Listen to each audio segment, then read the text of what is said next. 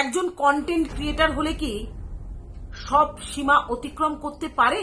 Facebook, Instagram, YouTube, social মিডিয়াতে যা খুশি তাই কি করা সম্ভব? কোনো লিমিটেশন কি থাকে না কন্টেন্ট ক্রিয়েটরদের? আজকে দুজন মহিলার কথা আপনাদের বলবো। জানি না তারা আগে কতটা মানুষের মন কাটতে পেরেছিল তাদের কন্টেন্ট দিয়ে, তবে বর্তমানে যে কাজটা তারা করলো তাতে করে লক্ষ লক্ষ মানুষের নিন্দের জায়গা তৈরি হলো। কিন্তু কেন, কি করেছে তারা যেই কারণে আজ এমন পরিস্থিতির সম্মুখীন তাদের হতে হলো?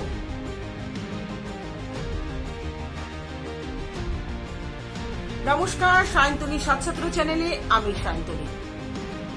রাস্তায় দাঁড়িয়ে নৃত্য প্রদর্শন করে ভিউ অর্জন করা খুব একটা যে সহজ কাজ তা কিন্তু নয়। তবে এখন অশ্লীলতাকে কন্টেন্ট বানিয়ে ছোট ছোট ছেলে মেয়ে থেকে শুরু করে স্বামী স্ত্রী এমনকি বৃদ্ধ বৃদ্ধারাও কন্টেন্ট ক্রিয়েটর হয়ে যাচ্ছে। আমার পাশে যে দুজন মহিলার ছবি আপনারা দেখছেন, তাদের পোশাক দেখে কখনোই এটা ভাববেন না এরা দুজনই ভারতীয় সৈনিক। এনারা দুজনই কন্টেন্ট ক্রিয়েটর, যারা কন্টেন্টের মধ্যে থেকে ভিউ অর্জন করে উপার্জন করেন। যদিও এর মধ্যে কোনো রকম ভুল আছে বলে আমি অন্তত মনে করি না। তবে হ্যাঁ, একজন কন্টেন্ট ক্রিয়েটর ঠিক কি বিষয়ের উপর কাজ করবে সেটা অবশ্যই করে মাথায় রাখা প্রয়োজন, কারণ তারও একটা নির্দিষ্ট পরিধি থাকে।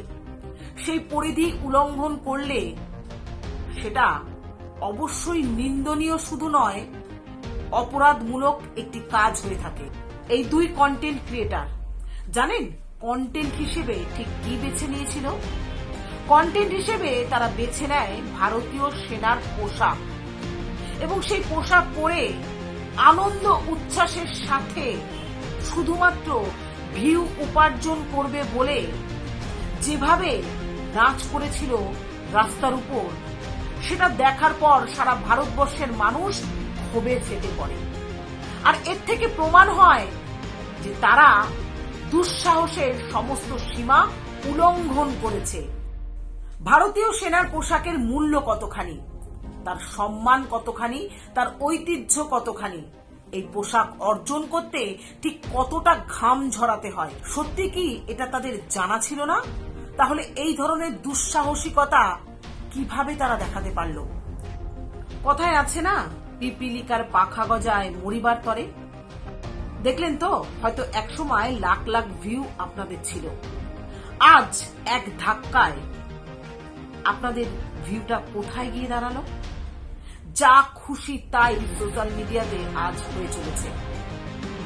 এই কাজটা করার আগে একবারও কি মনে হলো না যে যারা আমাদের জন্য নিজেদের জীবন বাজি রেখে বছরের পর বছর নিজের পরিবার থেকে আলাদা থেকে যুদ্ধ করে চলেছে, আমাদের রাতের ঘুমটা যাতে সুষ্ঠুভাবে হয় আর পরের দিন সকালটা আমাদের সুন্দরভাবে সামনে আসে।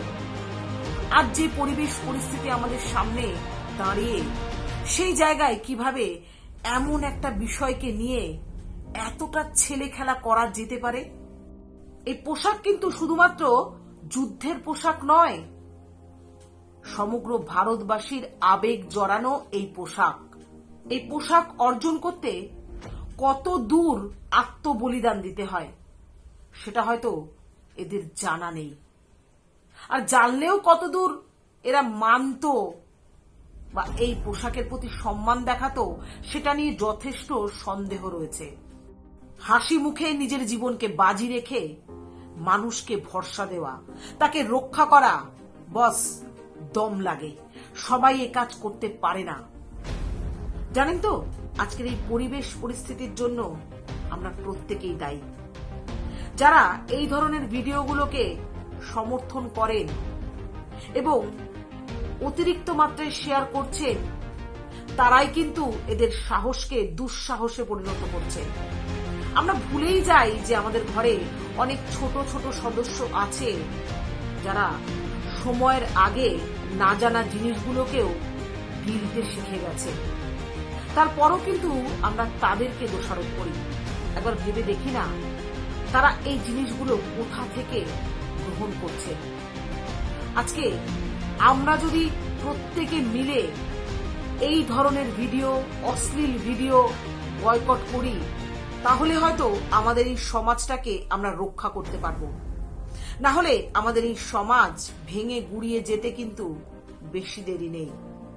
ভিডিও শেষ প্রান্তে এসে একজনের কথা না বললেই নয়।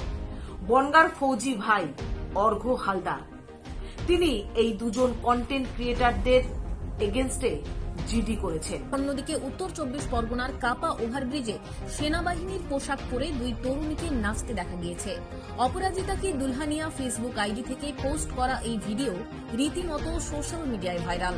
আর ভিডিওর এই দুই মহিলাকে নিয়ে সোশ্যাল মিডিয়ায় উঠেছে নিন্দার ঝড়। এরপরই এই দুই মহিলার বিরুদ্ধে লিখিত অভিযোগ দায়ের বনগাঁ সাইবার ক্রাইম থানায়।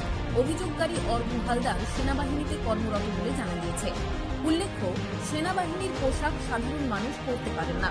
এটি কেবল সেনাবাহিনীর সদস্যদের জন্য নির্ধারিত এবং ব্যবহারের জন্য তৈরি। এই পোশাকের ব্যবহার এবং বিক্রিও নিয়ন্ত্রিত। অনুমতি ছাড়া এই পোশাক ব্যবহার করা যায় না। যদিও কিছু ক্ষেত্রে বিশেষ অনুমতি বা ব্যতিক্রম আছে, তবে তা সাধারণত সেনাবাহিনীর নিয়ম এবং নির্দেশিকা দ্বারাই নিয়ন্ত্রিত হয়। ফলত স্বাভাবিকভাবেই সেনাবাহিনীর পোশাক পরে ভিডিও করার কারণে ওই দুই তরুণীর নামে থানায় অভিযোগ দায়ের করা হয়েছে। আগামীতে কেউ এই ধরনের পোশাক পরে যাতে এমন কোনো পদক্ষেপ না নেয়, সেই বিষয়ে সতর্ক থাকার পরামর্শ দেওয়া হচ্ছে। তার এই সিদ্ধান্তকে কুর্নিশ জানাই। তাকে দেখে আমাদের অন্তত এটুকু শেখা অত্যন্ত প্রয়োজন, এই ধরনের অপরাধ যেখানেই ঘটুক না কেন, সঙ্গে সঙ্গে তার প্রতিবাদ জানানো উচিত। সোশ্যাল মিডিয়াতে কে কি পোস্ট করবেন কি করবেন না, এটা সম্পূর্ণ তার রুচির উপর। তবে হ্যাঁ, একজন ইউটিউবার হিসেবে আজকে এটুকু তো বলতেই পারি, এই ধরনের পোস্ট ভারতকে অসম্মান করা। সেনারা সীমান্তে লড়েন, আর আমাদের লড়াইটা ঘর এবং সমাজের পারিপার্শ্বিক দিক দিয়ে শুরু হওয়াটা দরকার। না হলে গোড়ায় গলদটা থেকেই যায়। ঠিক তেমনই গোড়ায় গলদ থাকলে সমাজ কখনো সামাজিক হয়ে উঠতে পারে না।